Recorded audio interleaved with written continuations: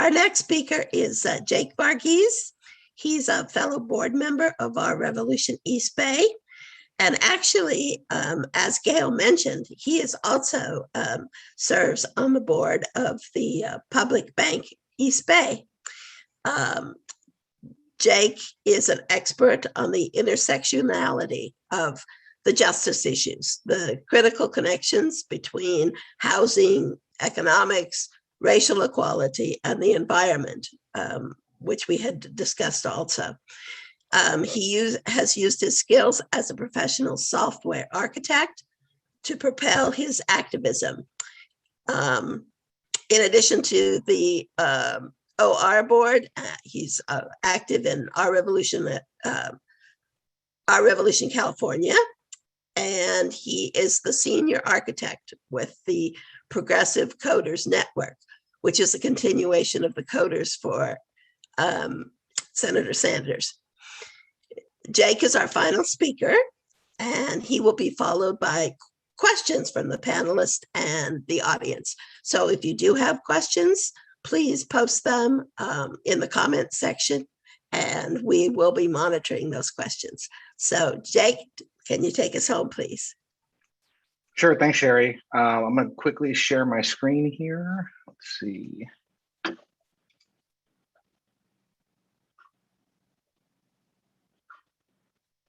All right, so y'all see that? I'm going to assume that's a yes. All right, so let me go and present. And so let's get started. So today we're going to talk about the affordable housing and homelessness crisis, as everyone else has, and a permanent solution. So real quick, my name is Jake Varghese. I'm a professional software architect and amateur policy architect. I'm a board member here at Our Revolution East Bay. I'm also a board member at the Friends of the Public Banking East Bay, which is setting up the Public Bank of East Bay. And I'm a staffer architect at Progressive Coders Network, which used to be CodersForSanders. So first, we're going to talk about a quick history of real estate speculation, or residential real estate speculation and rent seeking in California. This is actually very important because the real estate speculation that we see across the globe now starts in California in about the late 60s, and then early 70s, we get Prop 13. And that's how we get Prop 13, was because Howard Jarvis kept seeing his home prices go up, which means his taxes went up, and he didn't want to solve the correct problem, which is why are the taxes going up. He just solved the problem of his tax bill going up, and then set the property tax to 0.5% for California, which caused other problems and actually increased the speculation because now it's very cheap and there was no resistance. So first, let's talk about something Dr. Dean Baker talked about in his Center for Economic Policy Research report in 2006. I'm sorry for the quality of the screenshot. I couldn't find the original slide, so I had to capture a screenshot of the YouTube video. So the first two bullets are what we're talking about. In the long run, house prices nationally have followed inflation. And in the long run, house prices have risen more or less with rents, which makes sense. Rents and house prices follow each other. When one goes up, the other one can go up. When the other one goes down, the other one usually has to go down too, depending on how tight the market is. All right, so this data comes from the California Association of Realtors, and it only goes back to 1990, but it shows us the actual prices. So you can see here, we start off in 1990 at 287, and you can see this dip here. That's because we were coming out of the SNL crisis in the late 80s, and that's the bubble that we're seeing and that we're coming out of. And then we go into the 2000s, and we know what happens there. So if this followed inflation, the price should be $613,127 for the San Francisco County median home price. We're talking about the median price. Right now, that's at $1.9 million for the median home price. This is ridiculous. So here's Alameda County. Alameda County caught up very quickly. As you can see over here on the side, the scale, it's gone off the scale because we scaled this one from millions so that we can see it easier with the other graphs. So this starts off at 226. You can see the dip here, the same as the other ones. And then it should have gone up to 482, but we were already at 1.8 million for the median home price in Alameda County. So here's the Los Angeles one, 215. It should have gone up to 459. And Los Angeles County is much bigger, has much more land, but it still has the same signatures that we're seeing before, because this is not because of immigrants coming in or population movement. This is because of speculation. We'll see that in some other graphs later. So you can see here, we're already clipping at about 800K in Los Angeles for the median home price. So I wanted to find a county inside of California that didn't have as much craziness in its market. So I looked at Fresno County, and you can see here how nicely it tracks inflation for the first decade of this graph. And then we get to the 2000s, and we get that bump. And then now we have the secondary bump that we see everywhere else. So we started out at 82K. We should be at 175. We're actually about 350 in Fresno County for the median home price there. So here's what that looks like all together. You can see how similar these signatures are. This is not because of people moving back and forth between these areas. This is because of speculation. All right, so now let's take a look at the rental prices. So this is SF Metro 2-bedroom median rent. Starts off at 541. If it tracked inflation, it'd be at 1502, and we're about 3,700 now, which is nuts. Can you imagine what it would be like in San Francisco if the 2-bedroom median rent was still $1,500? How much money people would have? That would be a complete boom for the local economy. So here's Oakland Metro 2-bedroom rent, 478. It should go up to 1,327, but we're actually over around 2,400 now. And then these next two graphs cover much larger areas. The San Francisco Metro covers what you think it would cover, San Francisco and Daly City, and Oakland covers Berkeley, Oakland, and a little bit of San Leandro. The Los Angeles Metro covers from the coast all the way to Riverside. This is a gigantic area. So this is going to completely normalize this out, but you can still see the bumps here. And we started at 538 for the median 2-bedroom rent, and it should be 1,494, and we're clipping 2,000. And that's in the entire Los Angeles Metro. That's not just in Los Angeles County or Santa Monica or any of those high dense places. So here's the Dallas Metro. I wanted to show this to show what it would look like outside of California. And we can see some of the similar bumps here, but it starts at 366 and it should be at 1016. But Dallas Metro is about 150 miles wide and 60 miles high. So this is a gigantic area of land, and we're still seeing the price increases in the entire metro. I used to live in the downtown area of Dallas, and the prices there were already at 2,700. One of the reasons I moved to the Bay Area was because the prices were so close to the Bay Area prices, I might as well have just moved. So here's what that looks like all together.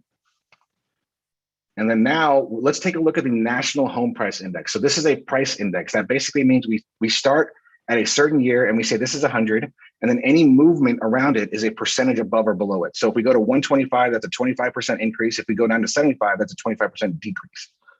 So let's take a look at this first 20 years right here. So this is 1955 to about 1975. Look at what's happening to the pricing.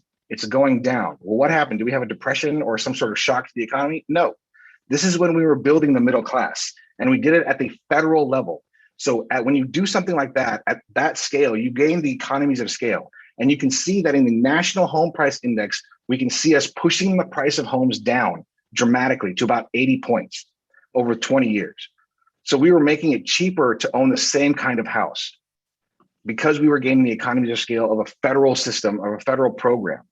And then 1975 is when we have the oil price problem.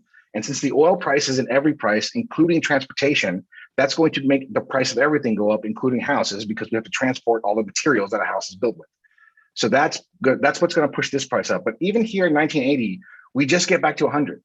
So basically for 25 years, the price stayed the same across the entire nation. You can buy the same house in 1980 as you could in 1953 for around the same price, which is pretty crazy. Now let's look at the next decade. So we're coming out of the oil problem, and then we have this dip right here, and then we have a bump up here. What's this bump? This is the S&L crisis bump. And the S&L crisis targets homes, and that's going to obviously inflate home prices. But look how far we went. We only went from 100 to about 118 in a decade. That's an 18-point swing. That's nothing. An 18% swing over a decade is manageable. And now let's look at the next decade. So 1990, we're coming out of the this S&L crisis, which is the bump we saw in the other graphs. And then that started in 1990. And then we're coming down a little bit. And then we start skyrocketing towards the end of the 90s. Well, we know what that skyrocketing is doing and where it's coming from. But look at this, 2 decades, and we go from 118 here to about 125 here. So that's only a 7-point swing for that decade. So this whole time, we only have a 25-point swing in 2 decades. Now look at this last decade. This data only goes up to 2006. So look at how we go from 125 to about 180, 185. That's like a 60-point swing, and we're not even done with the decade yet. This is definitely not because of population movement and immigration.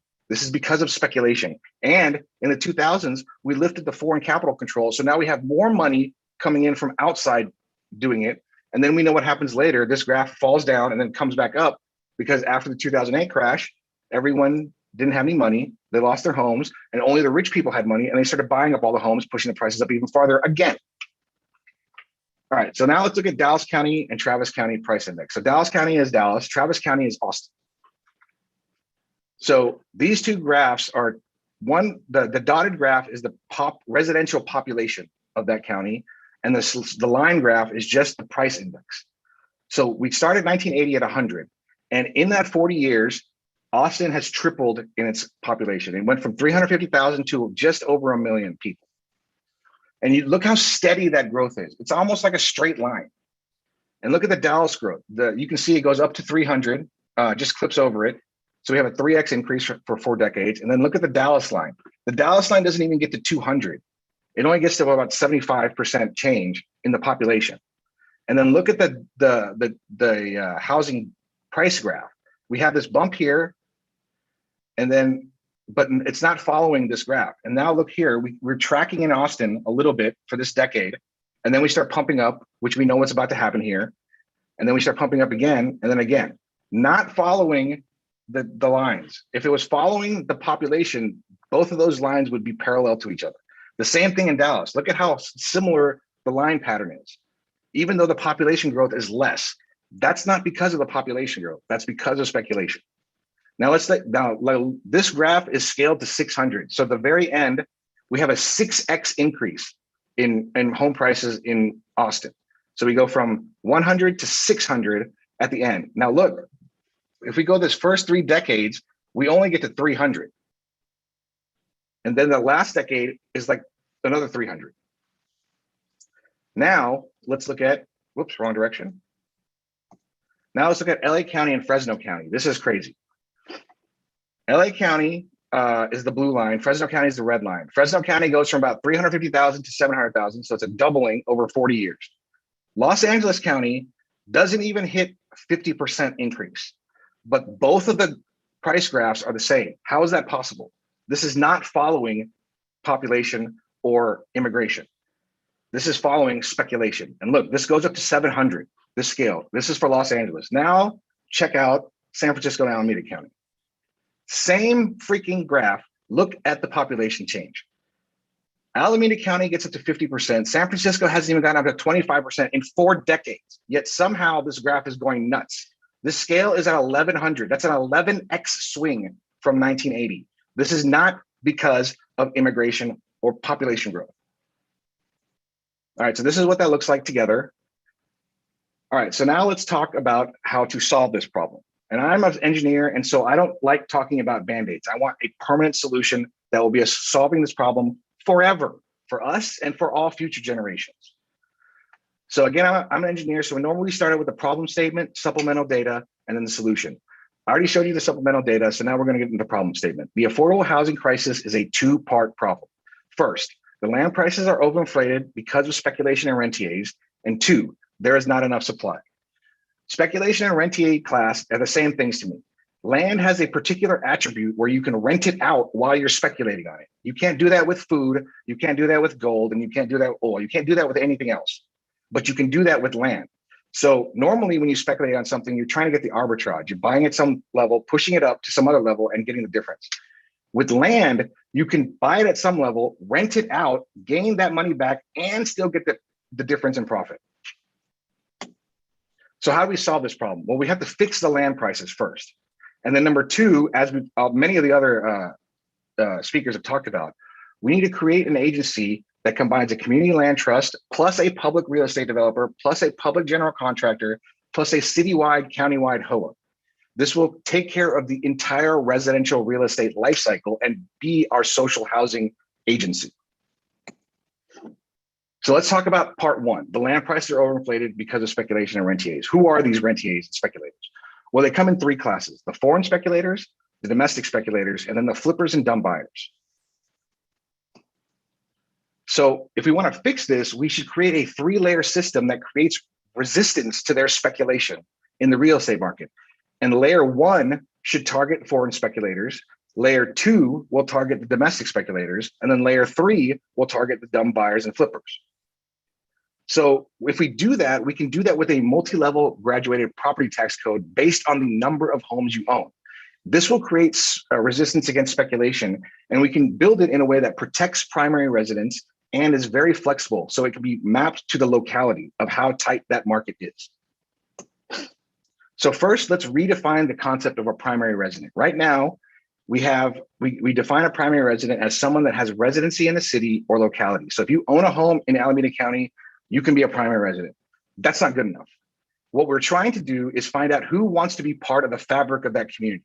And if they're part of the fabric of that community, then guess what? They're going to pay their city income tax, which we're going to require them to do as a condition of primary residency. They're going to pay their state income tax and payroll tax on at least 90% of their global income. And they're going to pay their federal income tax on at least 95% of their global income. So San Francisco is the only city I know of in California that has a city income tax. Alameda County does not have that. So Alameda County wouldn't use number 2. It would just be, they would just use number 3 and number 4. So that's an example of how flexible the system is. If it doesn't make sense for that area, then it doesn't need to be used. But doing this, we're basically saying, if you're really a primary resident, not only will you have a home here, but you're going to pay the taxes for here. That will make you part of the fabric of this neighborhood. So let's talk about layer 1 and how we target the foreign speculators. So we're talking about foreign speculators. So these are people that come into the California market from outside of it and have money to buy real estate in the hottest markets on the planet in cash usually. So if they have that kind of money, then they have plenty of money to pay extra taxes. And the tax table is based on the tightness of that market. So San Francisco and NYC have really tight markets. So we're going to say the very first home a foreign speculator buys is 15% property tax. The second home is 20%, third home is 30%, fourth home 40%, fifth home 50%, et cetera. Alameda County has a slightly lower heat in its market, so we can actually slightly lower this for foreign speculators and say the first home is 10%, second home is 15%, third home is 20%, 30%, 40%, et cetera. And then Dallas and Austin have much more land, so they can be a little bit more generous and say the first home is still 10%, but we'll give you 2 and 3 for 15%, 4 and 5, 20%, et cetera. And then let's say inland California and other parts of California will probably fall somewhere between Alameda County, the Alameda County table and the Dallas table. So that takes care of the foreign speculators. Now let's talk about the domestic speculators. These are people who are technically primary residents. They pay their city tax, their state income tax, and their domestic and their national tax, and they also have one home, their primary residence. Now we're talking about all the other homes that they're owning, and that is going to depend on where they own it. So if they're in San Francisco, well, that market is too tight for you just to have many, many homes in there. So what we're going to do is we're going to say the very first additional home or your second home in San Francisco, we're going to add plus 2 points to your tax rate.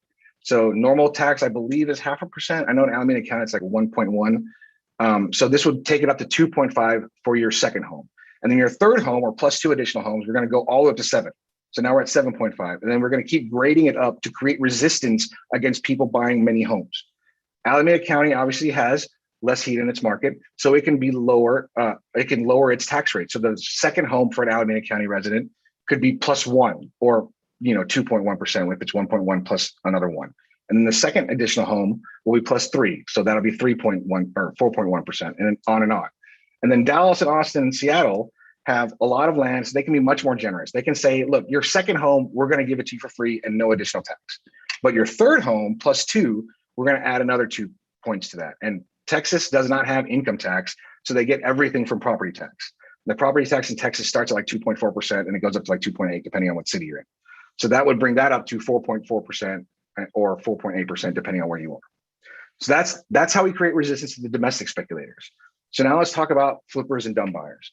Technically, we're now all dumb buyers. We have no choice anymore. We can't walk away from a sale because some number is crazy, because now there's so many people in the market that somebody will buy that house in cash within 4 days. And so we have to deal with the market as we is. So now we're all dumb buyers.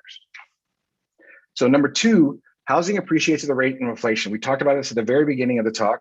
Let's call this the general rate of appreciation. And we want this solution to punish flippers, but reward commitment to the community. So we're going to have a reward for those that stay a while in their house. They're trying to be part of that neighborhood. So let's talk about what that looks like. It's going to be the bonus points. The bonus points are reward for residency and being part of the community. And we're going to calculate it with a very simple formula. Years at residence times 2 points. Now the layer 3 is a transaction tax. It's not a property tax. The first 2 layers are going to be property tax, just like all other property taxes that we pay. This layer is going to be a transaction tax on the sale. And what we're saying is, if we look at this table over here, there's going to be an allowable sales price that we're going to allow you to sell. And anything over that, you're going to be responsible for this tax, depending on how much over you are of the allowable sale. So if you're 1 to 4% over, we're just going to charge you a flat 2% on the difference. If you're 4 to 6% over, we're just going to charge you a 5% tax. 7% over, 7, 8%, 8, and we're just going to match it on down the line. So let's take a look at what that looks like. So can y'all see this examples of layer 3 tax? Sherry, is your head nodding? Yeah, okay, cool. All right, so first again, note general appreciation rate equals inflation, which is around 1 point, plus 1.5 points, which is, we're gonna use it 2.5%. California already knows this. Prop 13 limits appreciation for housing at 2%. Where did they get that number from? Why can't they just say at 0.5% or 1%? Because they knew that was the normal appreciation rate for housing across the rest of the country. But instead of finding out why theirs is blowing up, they just set it at 2%. So let's take a look at example 1. Johnny Flipper, these 2 examples basically cover the spectrum of different buyers. So there's Johnny Flipper at the worst end. They're just buying the house to flip it really quickly. And then we're going to have another example, which is the homeowner that's living there. So Johnny Flipper purchased a house a year ago for 100K, and he wishes to sell it this year after he's fixed it up. Let's see how much he could sell it for without incurring the layer 3 tax. He spent $50,000 to renovate the home, so we're going to add that into the equation also. That 50K includes all the labor and profits from the renovation. So in other words, 50K is what he would have charged someone else to do the exact same amount of work in their house. So it already includes his material profits and his resource profits. All right, so let's calculate the appreciation. 100,000 that he bought it for, plus 50,000 in renovations, times 1 year of appreciation will give us 3,750. So the total value with its appreciation is 100,000 plus 50,000 plus the appreciation 3,750, which is 153,750. All right, I know this is going to be some math, but I promise you it's simple math, and this math is only just to show you that it's fair. No, if we actually implement this, this will all be calculated for you. All right, so now let's add his bonus points. He's only been there for a year. Remember, the calculation is 2 times number of years, so he only gets 2% as a bonus. So the bonus amount is 153,000, his total value with appreciation, times 2% or $3,000. So now we add all that together, 153 plus the 3,000 in bonus, and we get a total allowable sale price of 156,825. That's how much he can sell it for before incurring any layer 3 taxes. Remember, he bought the house for 100,000, he put in 50K, and we're giving him an extra $6,800 just because we're cool. Now let's talk about the first scenario. A buyer wants to pay 165K for the house. Okay, that's 81.75 over the allowed price, which is 5.2% over the allowed price. So if we go back to our table, if it's between 4 and 6, it's a flat 5%. And so we take 81.75 times 5%, and it'll be 408 that the buyer pays. And so this tax is on the buyer and the seller. We're trying to create resistance against stupid prices. So the buyer will pay 408 and the seller will pay 408, and the city would make $817 out of this. Now this transaction will probably go through. This is not that much resistance, and they'll probably just say, all right, we'll go and pay this tax. Now let's go to scenario 2. A buyer pays 185K for the house. That's 28K over the allowed price, which is 17.9%. So we do 28K times 17.9, or $5,000 the buyer pays, or $5,000 and $5,000 the seller pays, and the city would make 10K.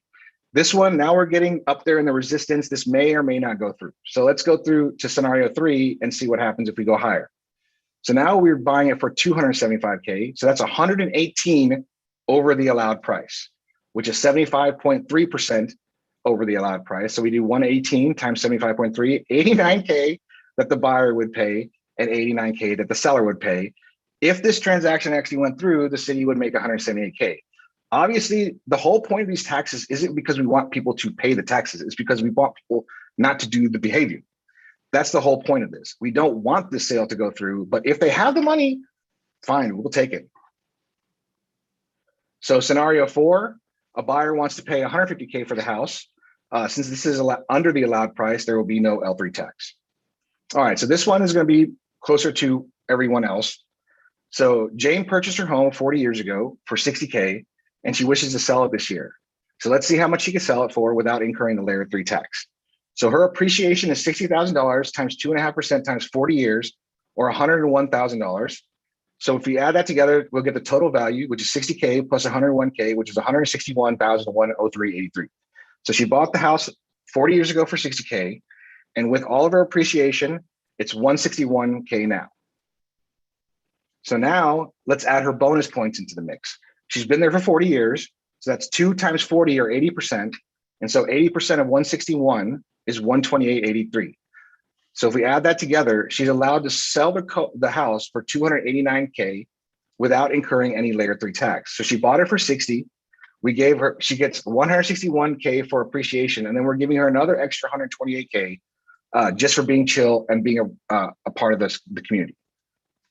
So that's how much she can sell it for without incurring any layer 3 tax. So let's look at scenario 1. A buyer wants to pay $300K for the house. So that's 10K over. So that's 3.4%. And if it's between 1 and 4 points, we're just going to do a flat 2%. So that's 10K times 2%. It's $200. The buyer pays, $200 seller pays.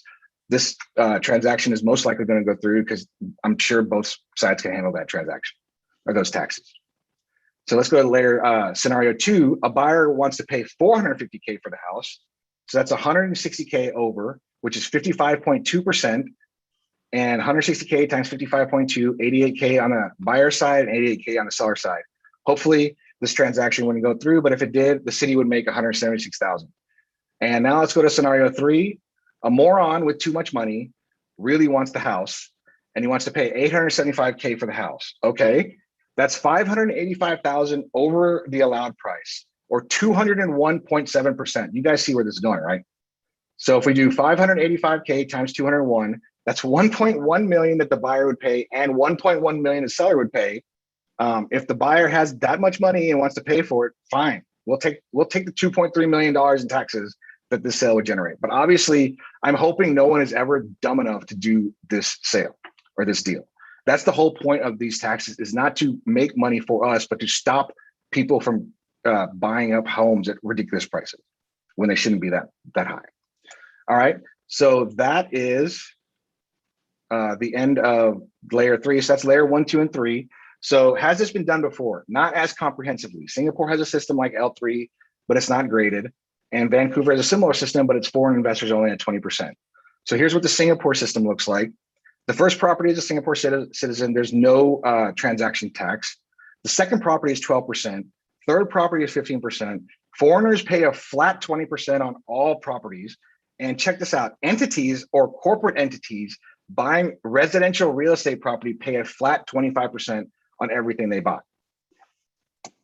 And then here's the article for Vancouver. It starts off at 15%. In 2018, it bumped it up to 20%. And it had a dramatic cooling off effect. It didn't lower the prices, but it stopped it from going to 4.5 million. Now it's just sitting at 3 million.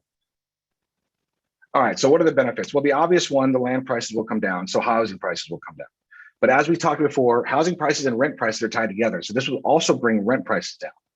And it will also bring commercial rents down. Go to any city, and I promise you the poorest area of that city will have the cheapest commercial office space. But here's one most people don't realize. Other prices will come down because the land price is in every price. So the way to think about this is if you were a chef and you wanted to create a restaurant, the rent for your restaurant is in every single price of all the food you create.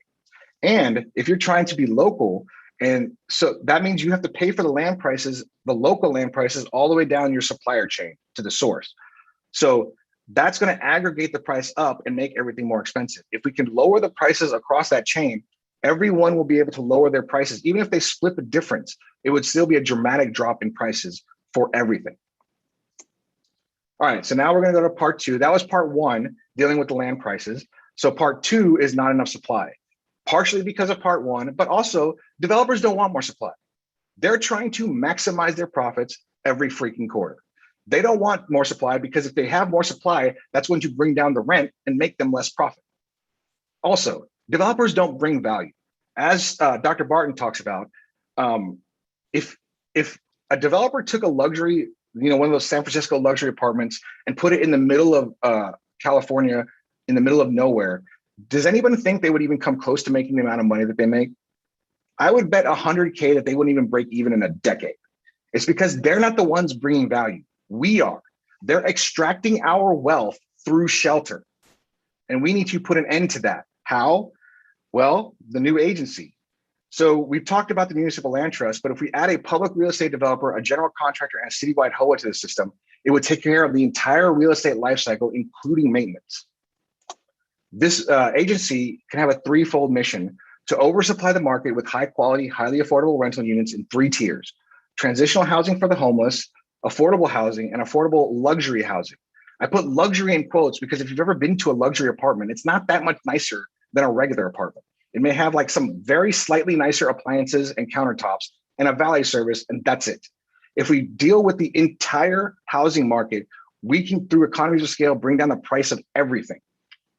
Number 2, it will refresh decaying neighborhoods with minimal gentrification. And number 3, build up commercial space for startup incubators that go beyond tech and into the arts and the nonprofits.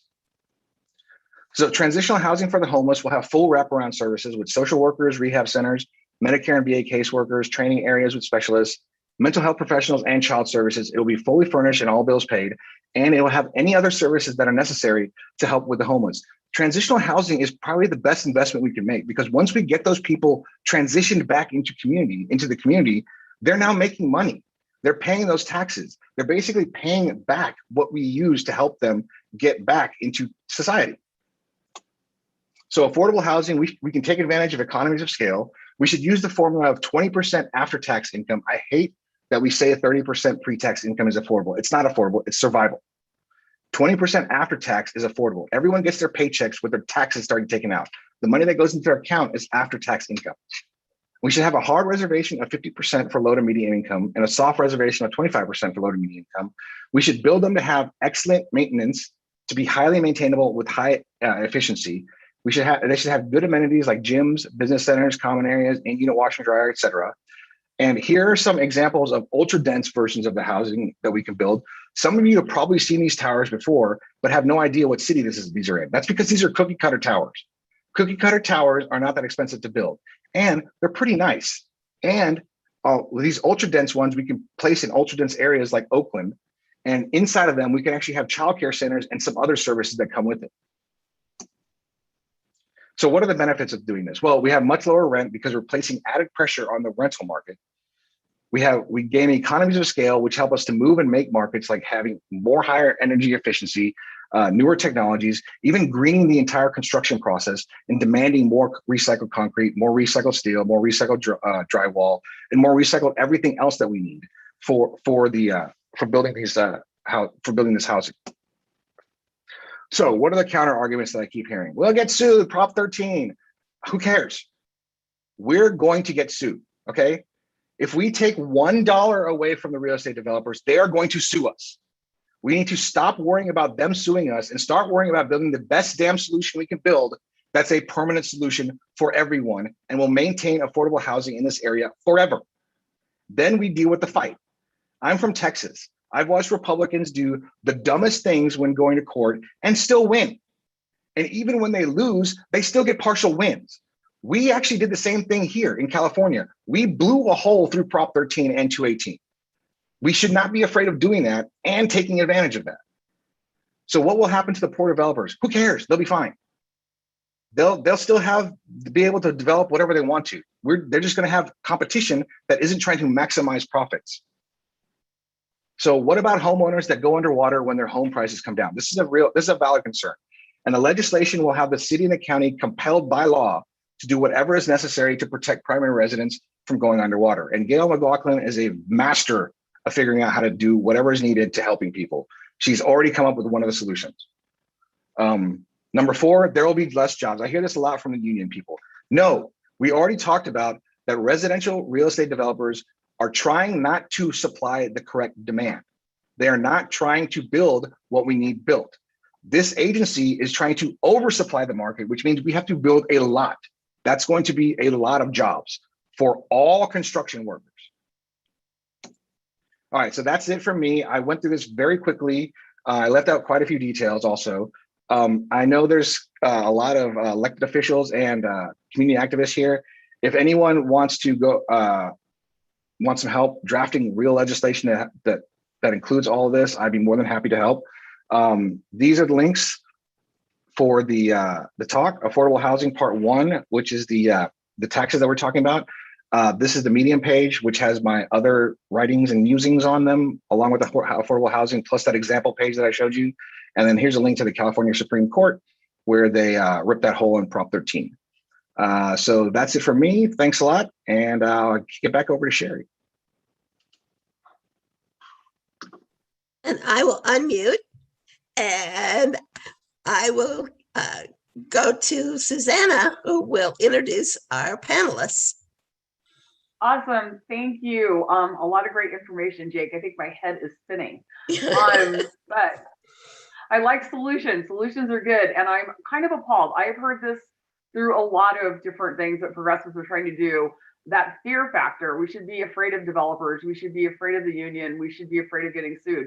I don't know, man, I've met a lot of lawyers that are on the progressive side. I think they've got our back. So